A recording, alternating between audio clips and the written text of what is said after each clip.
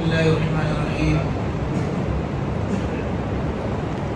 اہل تشریع و حضرات کو شادی پر بلانا، شادی پر کسی بھی رشتہ دار کو بلایا جا سکتا ہے۔ اگر کوئی اہل تشریع جو ہے، کرسچن ہے، کوئی بھی ہے، اس کو اپنی شادی میں انوائٹ کر سکتے ہیں، لیکن یہ ہے کہ اس کو دوسرے مہمانوں پر بلا وجہ زیادہ عزت نہیں دے سکتے، اس کو دوسرے مہمانوں پر بلا وجہ عزت نہیں دے سکتے۔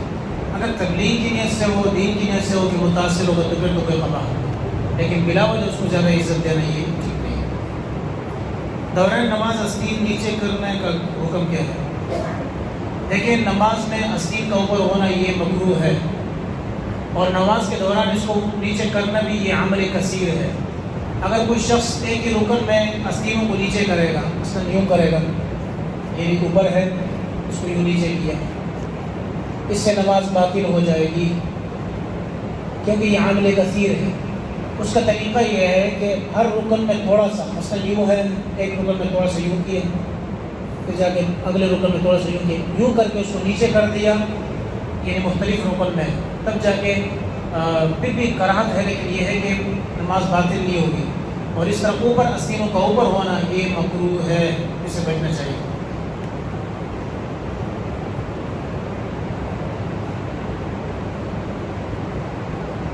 اہتمام جمعہ کیا ہے؟ اہتمام جمعہ جمعرات کے عصر سے شروع ہو جاتا ہے۔ اہتمام جمعہ کیا پڑے گا؟ اہتمام جمعہ یہ ہے، حضور علیہ السلام نے فرمایا نا، مختلف احادیث مبارکہ ہے، اہتمام جمعہ میں سب سے پہلے جمعرات سے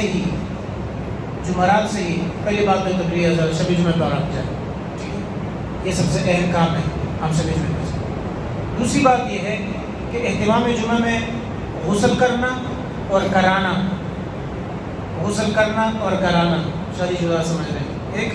نمبر 2، ناخنوں کا کاٹنا، غیر ضروری بال کاٹنا، اور اس کے علاوہ جو ہے سرما لگانا، رات ہی کو سرما لگایا جائے جماعت کو صبح میں، تاکہ اس کے زیادہ اثر نہ ہو، یہ ہو گیا۔ اسی طرح کیا نام ہے، مسواک کرنا، اچھی طرح وضو کر لینا، پہلی صف میں نماز پڑھنے کی پابندی کرنا، یا دوسری یا تیسری یا چوتھی صف میں یا پانچویں صف میں، ان صفوں میں نماز کی بندی کرنا، کسی کی گردن پلانگ کر نہیں آنا، یہ بھی اہتمام میں سے۔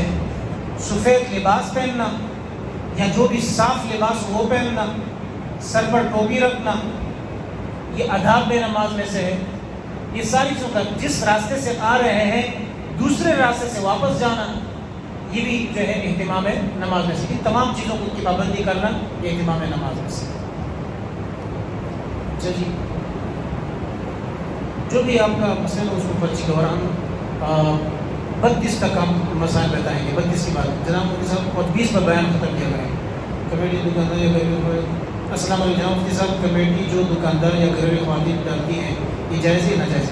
کمیٹی جائز ہے، وہ یہ ہے کہ آپ اپنے پیسے جمع کر دیتے ہیں، اور جو آپ کو پیسے مل جاتے ہیں وہ قرضہ مل جاتا ہے، پھر اس قرض کی ادائیگی کرتے ہیں، یعنی ایک مشت گویا کہ آپ قرضہ لے لیتے ہیں، ایک مشت آپ قرضہ لے لیتے ہیں، اور یہ جائز میں کوئی قباحت نہیں ہے۔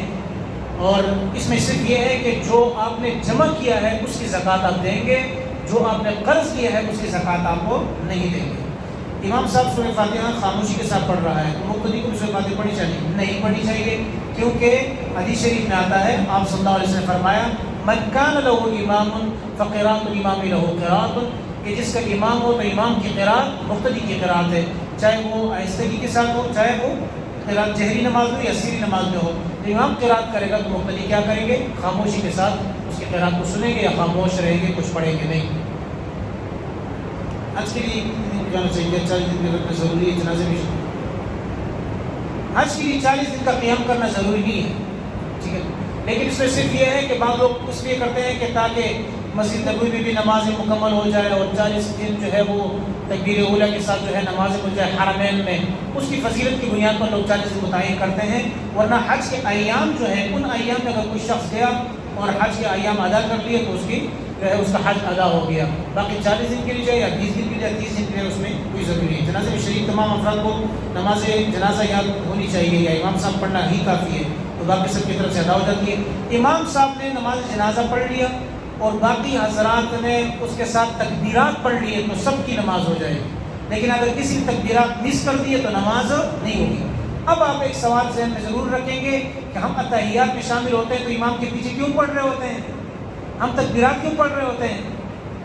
ابھی تو آپ نے کہا کہ جب امام قرات کرے تم خاموش رہا کرو، تو اس کا جواب یہ ہے کہ حضور علیہ السلام نے فرمایا اذا کبر فکبروا، جب امام تکبیر کہے تم تکبیر کہو، واذا قرأ فانصتوا، امام قرات کرے تم خاموش رہو۔ تو اتحیات قرات نہیں ہے، تکبیرات قرات نہیں ہے، اس لیے اس میں امام کی اتباع نہیں ہوگی۔ سمجھ میں آ گئی بات؟ لہٰذا امام کے پیچھے ہے، اگرچہ جنازہ ہے یا دیگر نماز ہے، اس میں آپ تکبیرات چونکہ جنازے کی تکبیرات فرض کے حکم میں ہیں، اگر کوئی شخص جنازے کی تکبیرات چھوڑ دے گا تو نماز نہیں ہوگی، لیکن اگر اس نے کیا نام ہے دعا چھوڑ دی، یا اس نے درود شریف چھوڑ دیا، یا دیگر جتنے بھی اس کے دیگر دعائیں وہ چھوڑ دی، تو تب بھی جنازہ ادا ہو جائے گا۔ امام صاحب بھی نے بھی اگر چھوڑ دیا تب بھی ادا ہو جائے گا۔ کیوں؟ اس میں ضروری کیا چیز ہے؟ تکبیرات ضروری ہے۔ جی بھائی بس ہاں جی